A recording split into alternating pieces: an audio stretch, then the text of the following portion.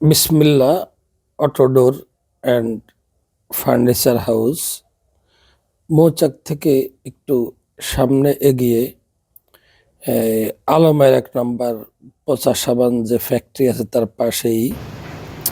তো এখানে আমরা চৌকাঠ এবং দরজার অর্ডার দিয়েছি, আজকে দেখতে আসলাম। এগুলো কি টিক চাম্বল? এই টিক চাম্বল, এটা লোহা। চৌকাঠ লোহা 3 কাঠ। ধরনের কাঠের বেশি ভালো হয়ে থাকে। একটা হলো সেগুন, লোহা কাঠ এবং টিক চাম্বল। তবে সবচেয়ে ভালো টিক চাম্বল। এই কারণে ভালো, টিক চাম্বল বা সংকুচিত বা প্রসারিত হয় না, মানে লাগানোর পরে ওয়াল থেকে ফাঁক হয় না। সেগুন কাঠে কিন্তু সেই সম্ভাবনা থাকে। তবে টিক চাম্বল কিন্তু সবচেয়ে দামি কাঠেরটাই নিতে হয়, কম দামি কাঠ নিলে আবার সমস্যা হবে। দেখতে পাচ্ছেন সেগুন কাঠের ফালি, এটা দরজার জন্য। তারা এখন কাঠগুলো চিরাচ্ছে। তো এটা একটু লম্বায় বড় আছে, অর্থাৎ 8 ফিট। 8 ফিট থেকে কিছু কমে দরজায় 7.5 ফিটের মতো লাগে। আর আরেকটা ফালি আছে 6 ফিট, সেটা 5 ফিটের কিছু কম। তাই দরজার যে দুই পাশের যে কাঠটা, এটা একটু বড় লাগে। মানে উপর দিয়ে একটা বেড দেওয়া হয়, নিচে একটা কাঠের বেড দেওয়া হয়। এই মাঝখানে যে কাঠগুলো থাকে সেগুলা একটু ছোট হয়, এই জন্য 6 ফিট। মানে এই গাছগুলো ছিঁড়াইবো।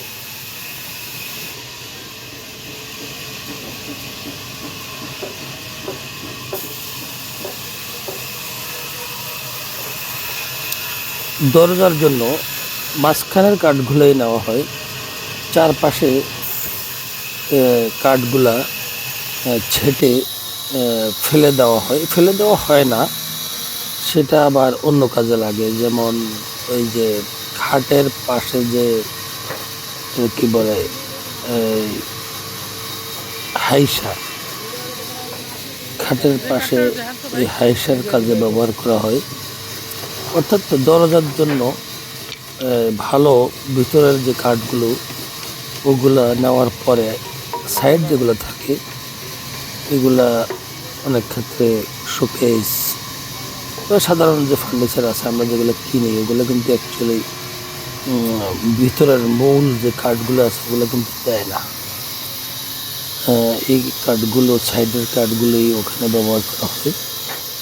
এক কথায় কাঠের মানে যে কাঠ থেকে যেগুলো বের হয়, এর মানে কোনো কিছুই মানে ফেলে দেওয়া হয় না, কোনো কিছুই ফেলে দেওয়া হয় না। এই যে চিরালে যে পাশের কাঠটা, পাশের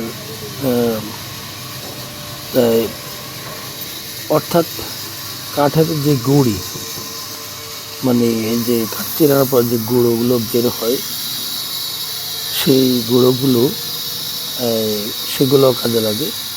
সেগুলো কয়েল ফ্যাক্টরিতে ওরা কিনে নিয়ে যায়।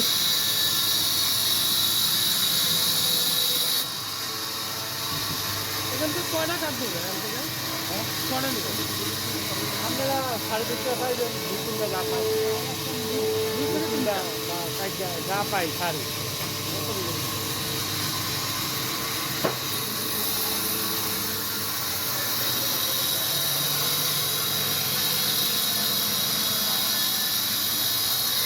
একদম পাশের একটা টুকরো বের করতেছে। পাশের যে টুকরো, এই টুকরোটা, এই যে টুকরোটা আলাদা করলো, এই টুকরোটাও কিন্তু এই যে বললাম যে খাটের যে পাশে যেটা আছে এটা কি বলে, আমার নামটা মনে আসতেছে না। এই মানে খাটের মধ্যে ওই যে খাটের মাচা যেটার উপর থাকে, সেই জিনিসটা এখান থেকে তৈরি করা হয়। বুঝলেন? ওই গোলগুলো পল না।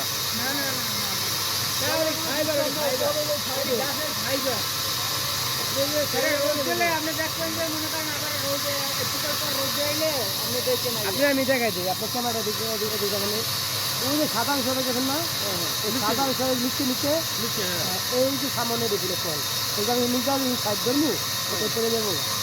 আর ফলটা এখান থেকে আপনি এই ছবিটা নিয়ে আপনি যে কোনো লোকে দেখবেন যে ভাই এটা ফল কোনটা যেগুলো কাটছি না তারা আপনার দেওয়া হবে।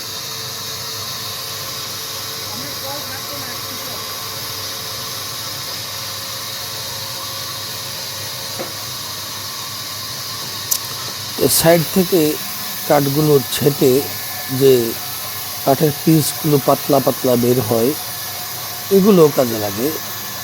সেগুলো মন হিসাবে কিনে নিয়ে জ্বালানি হিসাবে ব্যবহার করা হয়।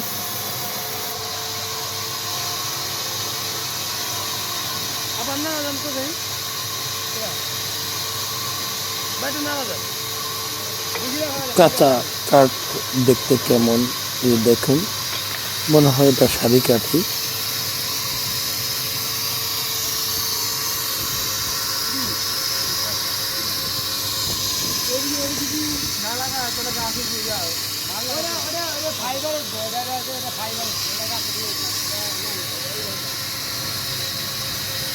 তারপর কাঠের যে গুঁড়িগুলো বের হয়, এগুলো কিন্তু কয়েল ফ্যাক্টরিতে কয়েল বানানোর কাজে ব্যবহৃত হয়। এই যে পাতলা পিস বের হলো, যে পাতলা পিস, এই পল যেগুলো সাইডের চামড়া, যে চামড়া রয়েছে সেগুলো এই যে একটা টুকরা বেরোচ্ছে, একটা টুকরা, এই টুকরোগুলো কিন্তু জ্বালানি হিসাবে ব্যবহার হয়। এই যে টুকরো বের করতেছে, টুকরো এগুলো জ্বালানি হিসেবে ব্যবহার করা হবে। মন হিসেবে এগুলো বিক্রি হয়। যে টুকরোগুলো দেখতে পাচ্ছেন, টুকরো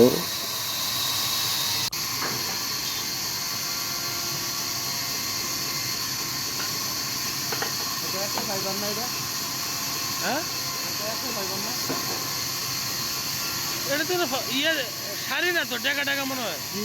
এটা এটা গোরা গোরা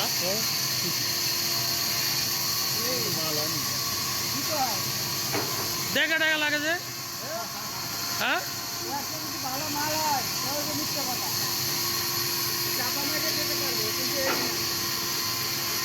আচ্ছা এগুলো কি করেন? এই যেগুলো লাকড়ি আর এগুলো বাঁচান না? এটা এটা এটা কি খাটে খাটে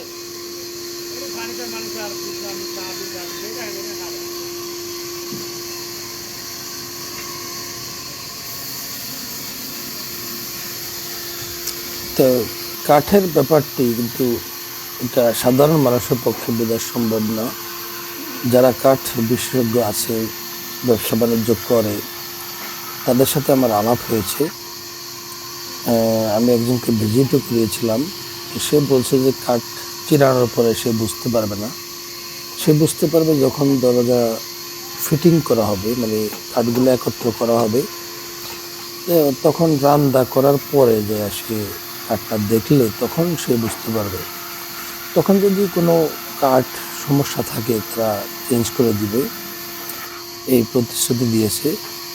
সেগুন কাঠ এমনিতে কিন্তু অনেক, যখন বার্নিশ টার্নিশ করা হয় অনেক সুন্দর। কিন্তু সেগুন কাঠ এমন একটা কাঠ যেটা যদি ভালো পড়ে কয়েকশো বছরে কিছু হবে না, এটার দাম কখনোই কমবে না, বরং এটার দাম বাড়বে। এই জন্য সেগুন কাঠের গুরুত্ব বলে শেষ করা যাবে না। অনেক জ্ঞান দিলাম। কাঠ বিশেষজ্ঞরা এখানে কমেন্ট করতে পারেন। আজ তাহলে ছাড়ি। আল্লাহ হাফেজ।